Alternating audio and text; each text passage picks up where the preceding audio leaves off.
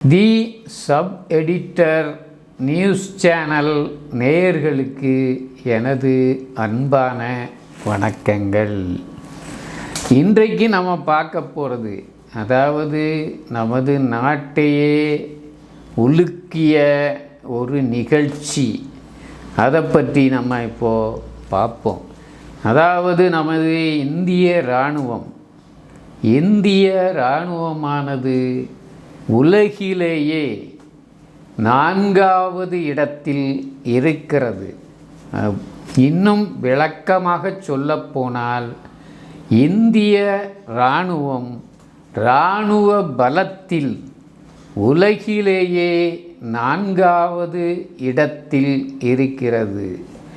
அதாவது America, Russia, சீனா ஆகிய 3 நாடுகளுக்கு அடுத்தபடியாக 4வது இடம் வகிக்கிறது. இருந்தும் நமது நாட்டில், அதாவது தமிழகத்திலிருந்து இலங்கைக்கு மீன்பிடிக்கச் செல்லுகின்ற தமிழக மீனவர்களை சிறிய இராணுவத்தை கொண்டுள்ள இலங்கை மீனவர்களை நோக்கி துப்பாக்கியால் சுடுகிறது. அவர்களை மிகவும் கொடுமைப்படுத்துகிறது. அவர்களது படகுகளை கைப்பற்றி அவர்களையும் கைது செய்து இலங்கைக்கு கொண்டு செல்கிறது. காரணம் எதுவாக இருப்பினும், இந்திய பிரஜைகளை காப்பதில் நமது இராணுவம் மிகவும் அசட்டையாக இருக்கிறது என்றுதான் சொல்ல வேண்டும். ஒரு நாட்டின் இறையாண்மையை காப்பதென்பது அந்த நாட்டு மக்களை அருகிலுள்ள பகை நாட்டின் இராணுவத்திடமிருந்து காப்பது என்பதே உண்மை. இராணுவத்திடமிருந்து மட்டுமல்ல, தீவிரவாதிகளிடமிருந்தும் மக்களை காக்க வேண்டியது இராணுவத்தின் கடமை.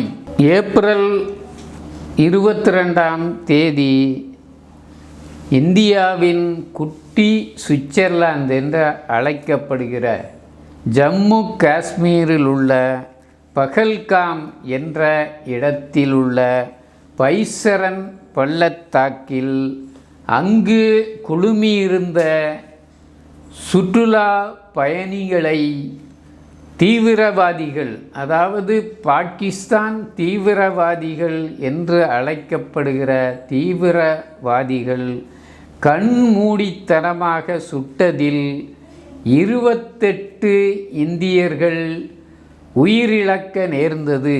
அது மட்டுமல்ல, 20 இந்தியர்களுக்கு மேல் காயமுற்றனர். இந்த சம்பவம் பாகிஸ்தான் தீவிரவாத இயக்கங்களான லஷ்கர்-இ-தொய்பா என்ற இயக்கம் மற்றும் ஹிஸ்புல் முஜாஹிதீன் என்ற இந்த 2 தீவிரவாத இயக்கங்களின் துணை அமைப்பான தி ரெசிஸ்டன்ட் ஃப்ரண்ட் என்னும் தீவிரவாத இயக்கத்தால் அரங்கேற்றப்பட்டது என்பது தகவல்.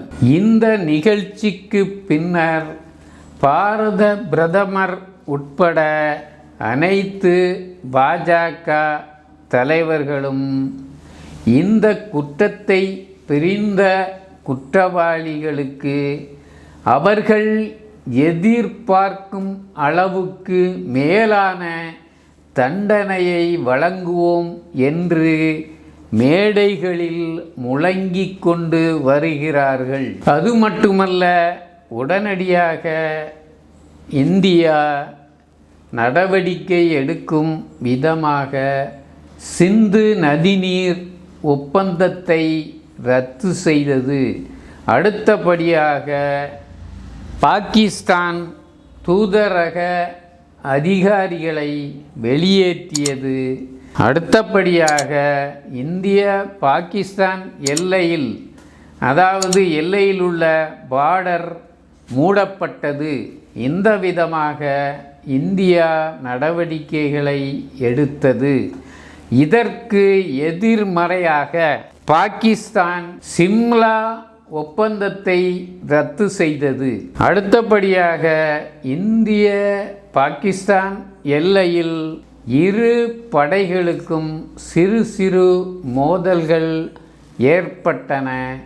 அது மட்டுமல்ல, இந்த தீவிரவாத தாக்குதலுக்கு பாகிஸ்தான் காரணமில்லை என்று மறுத்த போதிலும் இந்த பிரச்சினை இரு நாடுகளின் பகையை மேலும் அதிகரிக்கச் செய்தது என்றுதான் சொல்ல வேண்டும். இந்த குற்றத்தை செய்த தீவிரவாதிகள் தண்டிக்கப்பட வேண்டும்.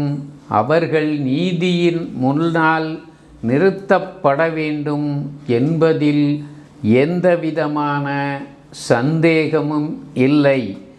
ஆனால் பாகிஸ்தான் எல்லையிலிருந்து 200 கிலோமீட்டருக்கு மேல் இந்தியாவுக்குள் நுழைந்து இந்த படுபாதக செயலை தீவிரவாதிகள் அரங்கேற்றி இருக்கிறார்கள் என்றால் நாம் சிந்தித்து பார்க்க வேண்டியவர்களாக இருக்கிறோம்.